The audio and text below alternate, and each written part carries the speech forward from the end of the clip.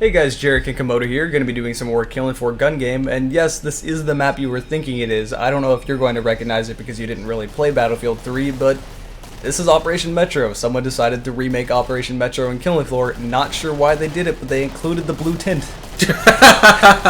Because we all needed that, right?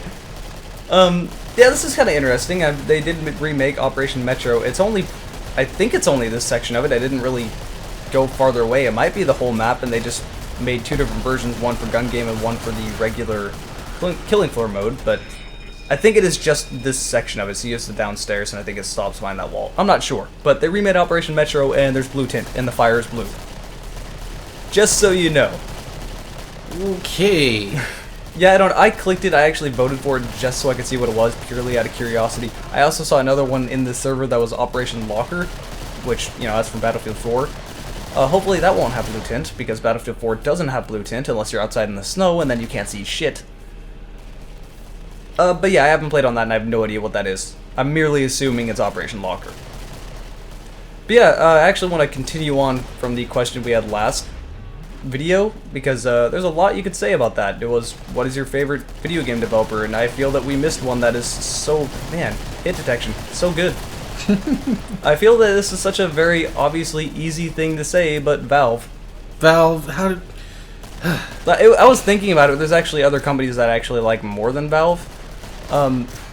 You just need to respect Valve, especially if you're a PC gamer. Yeah. They do so much to push PC gaming forward, and as much as I wish they would improve the Steam client in general, at least it's just its usefulness, because I love Steam. Anyone on PC is going to love Steam. It gave us a... I don't want to say a common store, because that's one of the biggest advantages of PC gaming, is that there is no one store like Xbox Live or PSN you have to go to, so prices are vastly cheaper. But it did sort of narrow everything down to one thing you needed to open and use instead of having all these different clients and whatnot. And now we're unfortunately kind of starting to get away from that because of EA's Origin bullshit, but for the most part, all my games are on Steam. Like, if you look at my Steam library and then you switch over to Origin, it's like... I don't even know how many games I have on Steam. There's so many games, but on Origin I have 4 games. And one of them's a beta. So, I have Battlefield 3, Battlefield 4, Syndicate, which was kind of disappointing, and then the Titanfall beta, and that's it. So... Oh, wait, hold on. Please just tell me that if you play Titanfall on the PC, please tell me you're not going to have to go through Origin. No, it's an EA game. You're going to need to go through Origin. You shouldn't expect anything else at this point. My spleen. That's the effect of EA. It makes your spleen die. No, that's... You know, the most amusing thing about that is that when I get done playing a game where I have to use Origin, the moment I'm done playing that game, I just go, alright, Origin, go away, and I close it. Mm-hmm. When I get done playing a game on Steam, Steam stays open, and I continue talking to the probably somewhere around hundreds of people I have on my Steam list. Yeah, Steam is open from the time I start my computer to the time I shut it down. Yeah.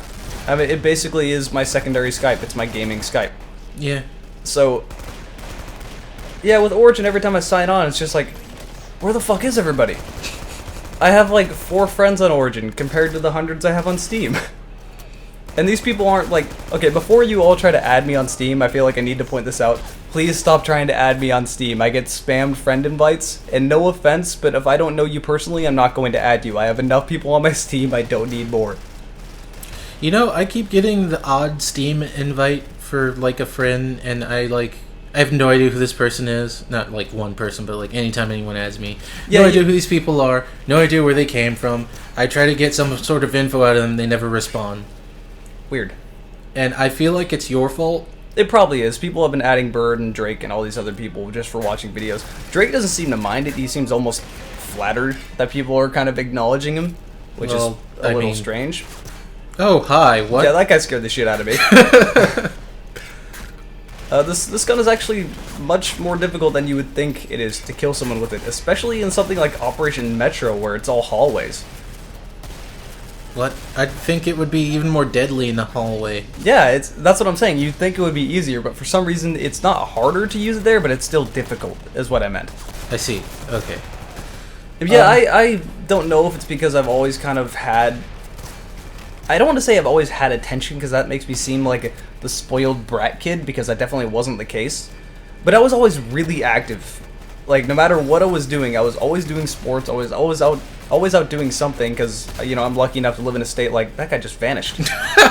I saw that.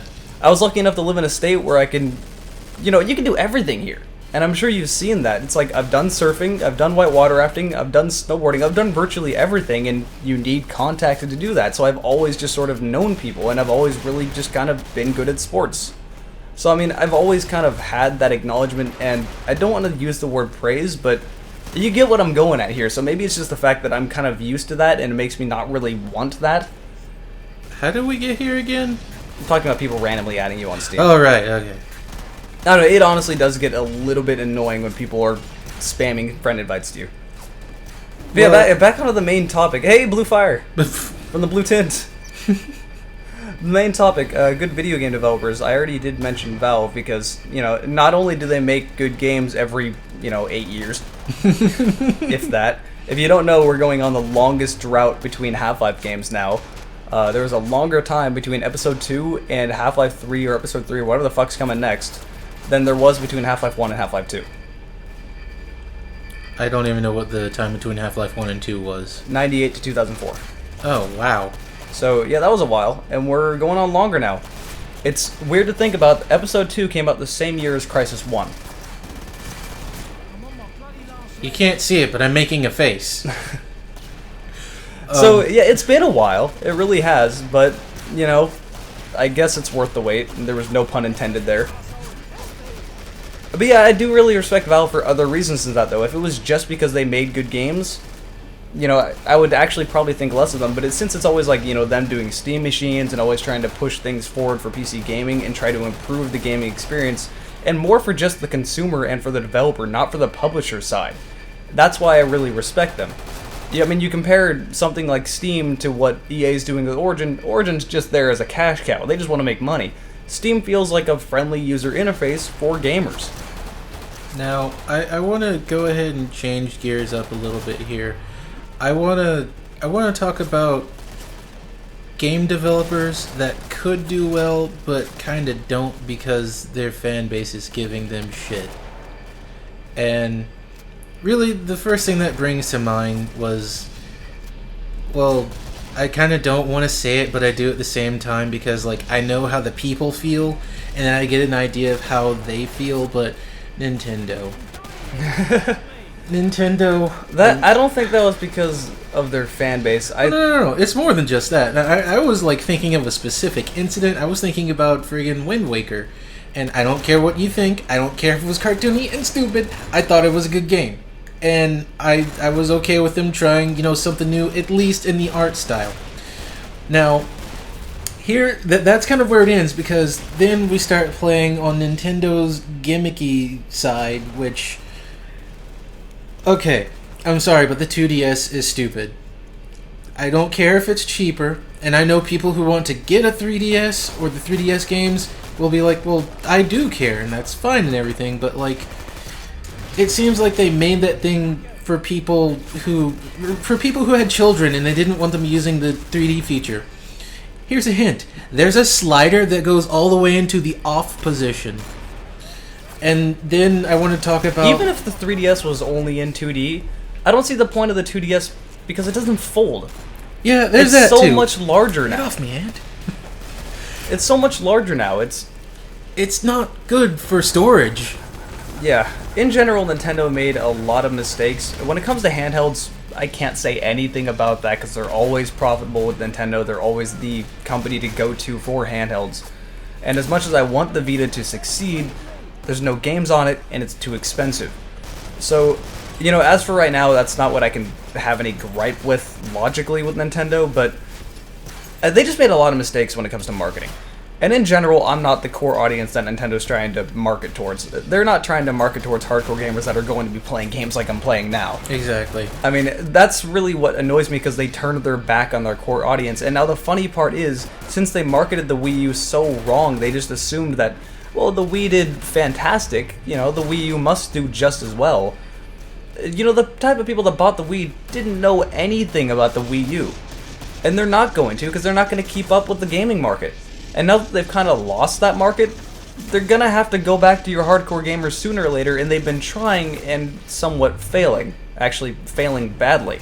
You know, I feel like Nintendo kind of took one of my favorite games hostage, and I heard hearsay, I'm not confirming or denying it or anything, but I heard hearsay that this wasn't even supposed to be a thing, but I love Bayonetta. And I heard that Bayonetta 2 was a thing years ago, and I was like, oh my god, yes, this is my dream. And then I heard it was only going to be on the Wii U, and I was instantly mad because I have no want or need for a Wii U.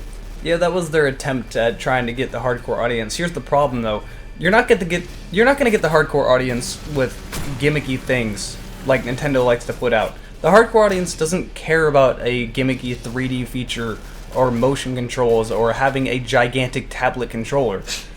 We just want to play good games. I don't need a new interface. I don't need something other than the keyboard or mouse or a controller. I'm happy with that. Which, by the way, I just want to take the time to say, anybody out there that owns a tablet, fuck you. I don't see the point of buying a tablet if you can just buy a netbook if you really need something small, but if you're in schools and you're using it as like kind of a reading device, I guess that makes sense. But like anybody that I know that owns a tablet does not need it.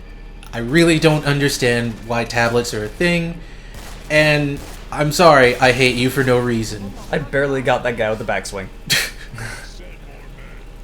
So hey, want another game? I almost said want another gum. Gun game.